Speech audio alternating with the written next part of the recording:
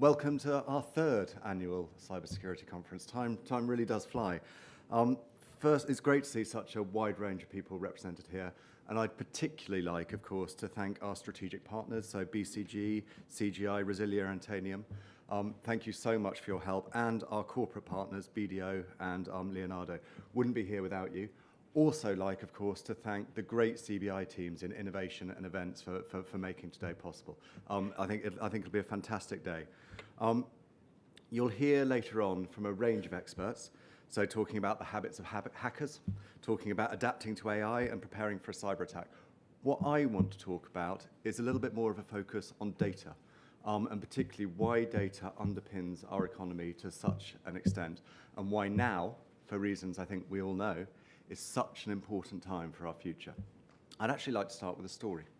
It's not easy always to find stories about data protection, but there is one. I hope not too many of you have heard it. It's about an organization in America. I can't tell you which the organization is because I probably wouldn't be allowed into the States again. But they wrote to all of their employees and they said, we've got 100 Super Bowl tickets available. Just please fill in the short form. Some of you may feel you know where this is going. And you'll enter and you can win a ticket to the Super Bowl. And of course, loads of employees entered. And they were all emailed and said, fantastic, please come to this room and we'll give you your prize. I think the room was probably 101, cybersecurity or data protection. They all plowed in. And of course, behind them, the doors were locked.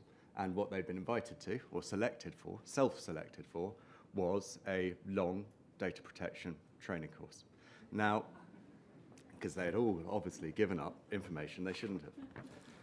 Now, that may be a bit of a trick. It may not be what Kieran or we or others would recommend in terms of the way that you engage employees or treat them.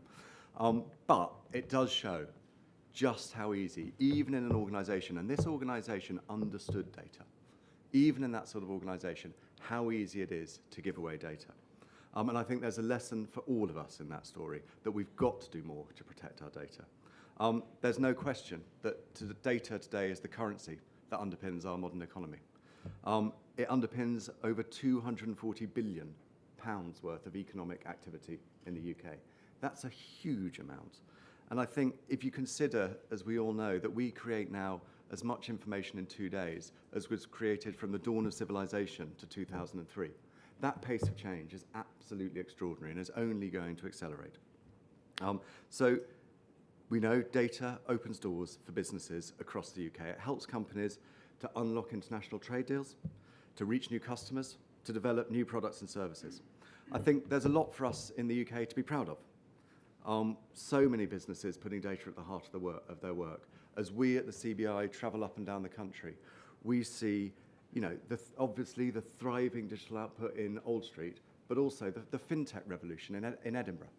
Cybersecurity growth in Belfast. And all of this growth, all of this productivity, all of this prosperity is underpinned by a strong regulatory framework. And I think we can see that because of this framework, the UK is in such a strong position. 10% of the world's data flows through the UK. That's a huge amount for us. But critically, 75% of that is data transfers between the UK and the EU.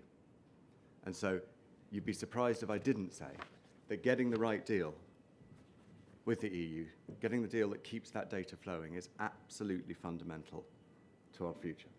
Now, of course, at the CBI, we talk a lot to government. We make your views, your concerns known to them, as you do. And there's been some good progress. So introducing the new data protection bill, committing to the EU General Data Protection Regulation, GDPR, giving us a clear framework for data standards. This gives consumers confidence that their data is safe, and that's great. But in the long term, that adequacy decision with the EU is absolutely fundamental. It'll mean that the UK can prove our data laws and business environment meet EU standards, that all of our members are united on this point. Adequacy is the gold standard for data flows. It's proof that the country has a business environment that really protects data. But unless the Brexit negotiations find a new creative way, getting this deal looks like it might mean becoming a third country. Now, what that means is we have to leave the EU before that conversation, before that process can begin. And that probably won't be quick. So if you look at precedent, if you look at the last third country to strike such a deal, that was New Zealand, that took about 4 years. And I think we've got to be clear, we don't have 4 years. We can't afford to wait for those deals to be made because business are facing those decisions today. So if you think, if I'm a fashion brand and I want to market a new product to my customers, I want to do straightforward things like personalize that email with a name, location, preferences, lots of information that makes that customer feel valuable and makes them feel like they've got a relationship. At the moment, don't have to think twice about that.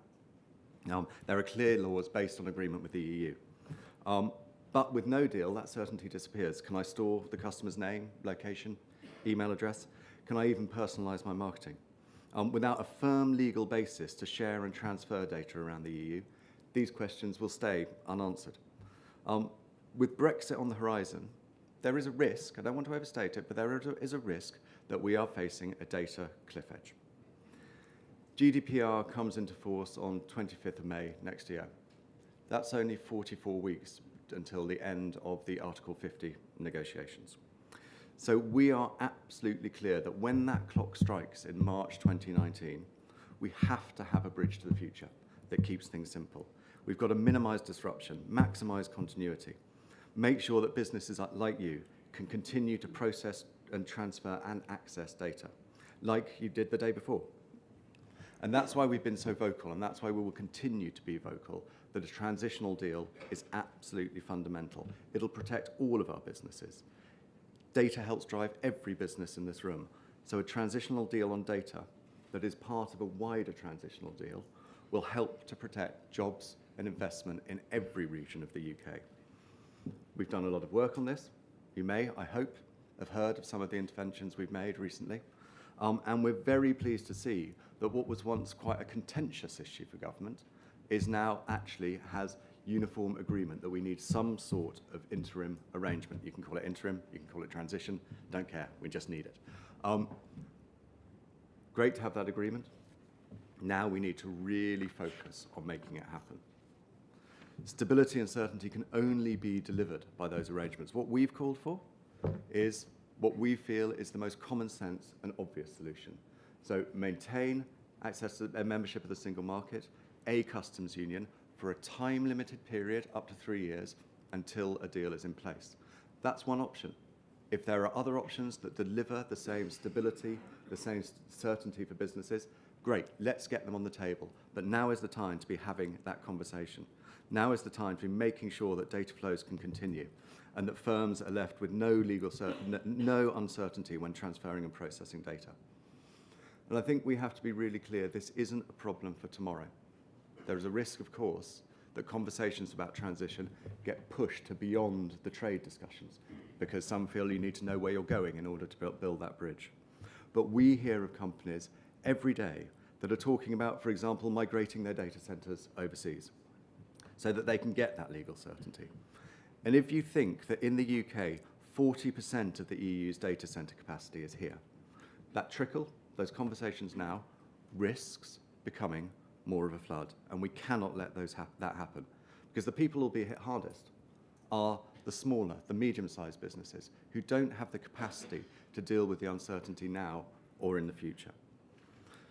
This isn't an academic point. It really will affect jobs, growth and prosperity across the UK.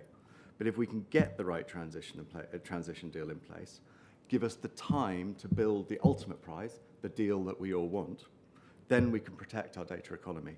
We can protect that £240 billion that it brings to the UK. And more than that, we can give our digital businesses and our world-leading talent the support they need to continue to excel on a global stage. Our members are absolutely clear. They stand ready to help government to make this happen. We're calling on government and we're calling on Brussels to be pragmatic and make this happen. Get over the initial hurdle of conversations about Ireland, the bill, about citizens' rights here. Start talking about trade and transition and give certainty this year. It matters to every business in this room. We all want to give customers confidence that we can protect their data and make cybersecurity as strong as possible. On that note, I'm delighted to welcome our next speaker. So Elizabeth Denham, the UK Information Commissioner at the ICO. Thank you.